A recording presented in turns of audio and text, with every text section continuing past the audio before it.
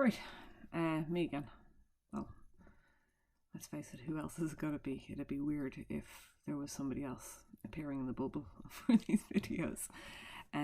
Okay, we are moving on to the next case study. Surprise, it's Japan. And basically what I'm going to do is I'm going to give you the rest of the week to get through this. Because we're going to do a similar format to Haiti. There's quite a few video clips I want you to watch, and really they give you a much better understanding of the damage and the immediate and the long-term effects. So I'm going to split this into two clips. The first one is going to be about the tectonics of the earthquake, so how it happened, and then the second PowerPoint is going to be on the immediate and the long-term effects.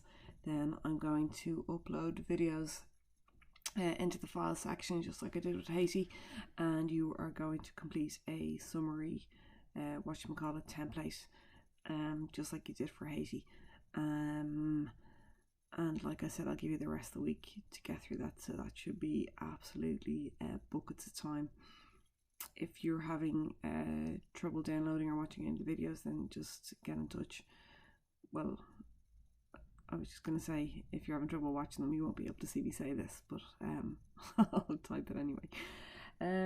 Do I need to say anything else? No. Just the usual message and encouragement to try and keep on top of the work. Like I said before, I will try and be generous with the deadlines. But if you feel like it's all a bit overwhelming, then just direct message me. So let's get cracking on Japan. Really, the point of this is the reason why I've chosen Japan as the second case study is because it's a very economically developed country, so the polar opposite to Haiti. So it's important to be able to compare how earthquakes, or able to understand how earthquakes have completely different effects depending on the economy of the country. So we did say that Haiti was one of the poorest countries in the world, whereas Japan is one of the richest. It ranks 12 on the Human Development Index, which basically means out of all the countries in the world, it's the 12th best in terms of standards of living, which is reflective of its highly developed economy. Okie dokie. Come on. Right, so Japan. The earthquake that happened here is referred to as a triple disaster, because basically the first part of the disaster was the actual earthquake that happened.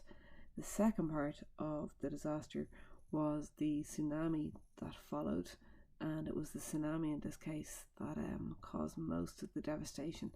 And then if that wasn't enough, the third part of the disaster was the nuclear issue. So you probably don't remember this because it was 2011. But basically, because of the tsunami, one of the power plants went up in flames and exploded, and we'll get into the details of that. Okay, so in terms of the tectonics, well, let's just make sure we all know where Japan is. It's in that red circle. That's why I did the red circle. So there's Japan. And look, you can notice, for those of you eagle-eyed people, look at this. You'll notice these lines here.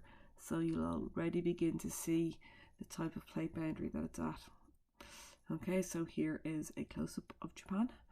It's off the coast of China and Korea. It's in the North Pacific Ocean. Yep, not much else to say about it. There it is there. There's a series of islands, and its capital is Tokyo. Now, look at this. Here is, so that's basically the satellite image of that. Here it is here, okay? Now look at this here. This is the plate boundary. So we have a plate here, a plate here, a plate here, and a plate up here. Now, it is located at a very, very complicated plate boundary region. You've got 3 different subduction zones meeting here, and 2 of these subduction zones happen along the east coast of Japan. So the first one is the Philippine plate being subducted beneath the Eurasian plate. So this plate here is going beneath the Eurasian plate, so you've got a subduction zone here. And the second one here is the Pacific plate being subducted beneath the North American plate. Okay, so it's no wonder they get an awful lot of earthquakes. These little thingamajigs here, I don't know why they're there. I think they're just previous epicenters. So basically Japan has a long history of devastating earthquakes, and if we just take a recap back in time, you can get shallow, intermediate and deep earthquakes at subduction zones, and more importantly they can be the cause of tsunamis, which is what happened here. Now, in the case of the 2011 earthquake, so the earthquake we're talking about happened on March the 11th, 2011. Most of the books will tell you that it was caused by the subduction of the Pacific plate beneath the North American plate, okay? But what this actually is here, okay, this is a microplate. That's a section of the North American plate. So it's fine to say that it was the Pacific plate being subducted beneath the North American plate, but really the cause was the Pacific plate being subducted beneath the Okhotsk plate, okay? And it's called the I can't really say that, Okhotsk plate, because the Sea of Okhotsk, oh my god, could they not have called it something easier, is located here. Okay, but basically the point I'm making is if you're writing an essay that the cause, that the cause was the subduction of the Pacific plate beneath the North American plate, that is fine. But if you want to be correct geologically and tectonically about it, and if you're just being really anal like I am, it was actually caused by the subduction of the Pacific plate beneath the Okhotsk plate. Look, your examiner probably won't have heard of it, but anyhow. Okay, and there's a little bit in your notes about that. Right, so if we take a look at a seismic map of Japan from the 1900s, you'll literally see that it is littered with earthquakes all along its east coast here, okay?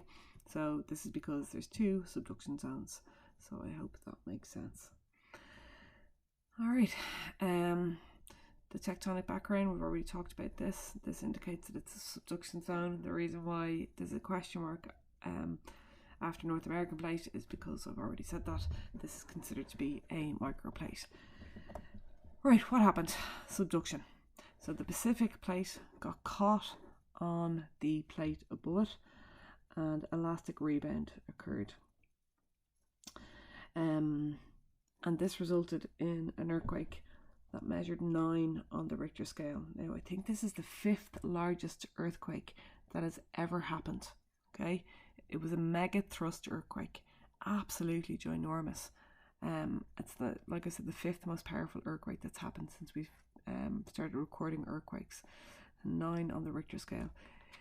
It lasted 6 minutes in total. Now, that doesn't seem like a long time, but 6 minutes of violent shaking is absolutely huge. I suppose they were lucky in Japan in that a lot of their buildings were earthquake proof, but this didn't help them against the tsunami. Now, this was one of the early pictures. It says an 8.8 magnitude, but that was since upgraded to 9 on the Richter scale. And you can see that the epicenter, so here's the land, so the epicenter is just off the coast of a town called Sendai. What happened was that after the top plate was released, there was 30 to 40 meters of vertical movement, and this is what happened. This is what caused the tsunami. But this vertical movement happened along a 300-kilometer stretch of, sorry, I keep jumping back and forth, of the seabed. So 300 kilometers of the seabed, okay, moved. Now here, I feel like I need to get myself back on the webcam, but I don't know how to do that. Oh, here. Right, so there's the seabed. The subducting plate got stuck. The top plate got stuck on it, all right, and along 300 meters at the top plate there was a vertical movement. So the vertical movement is this like boing back up, so it moved 30 to 40 meters. Now that's massive, okay? So 300 kilometers worth of seabed moved 30 to 40 meters vertically upwards, and this is what ended up causing the tsunami.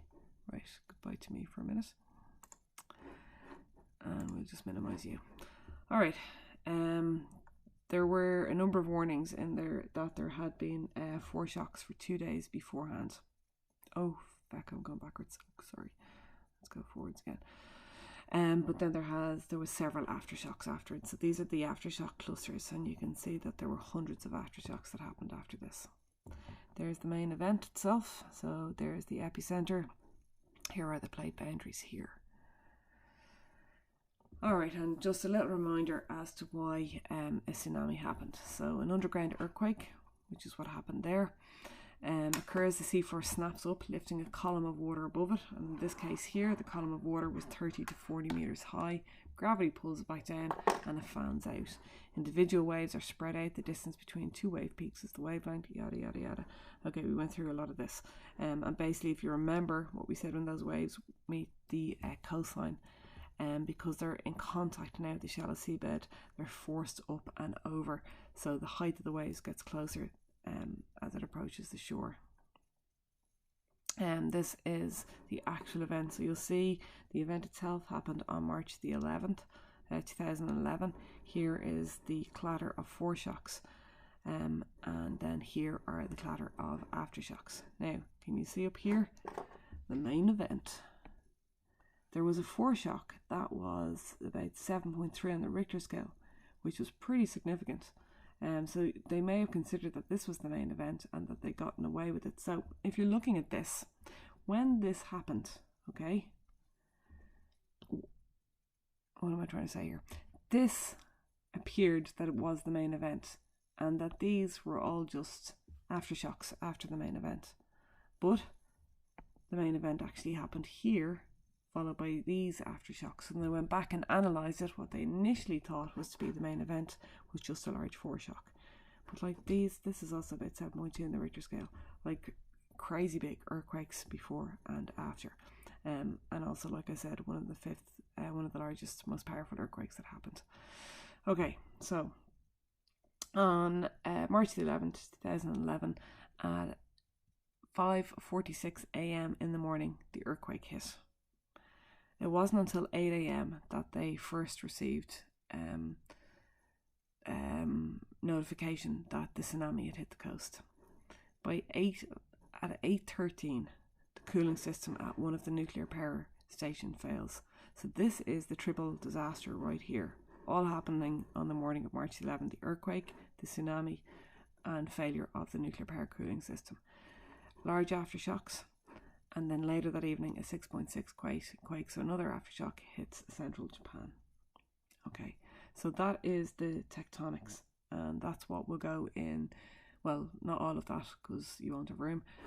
That's what will go in the first column of your, of your template. So in the first column, I want you to name the plates.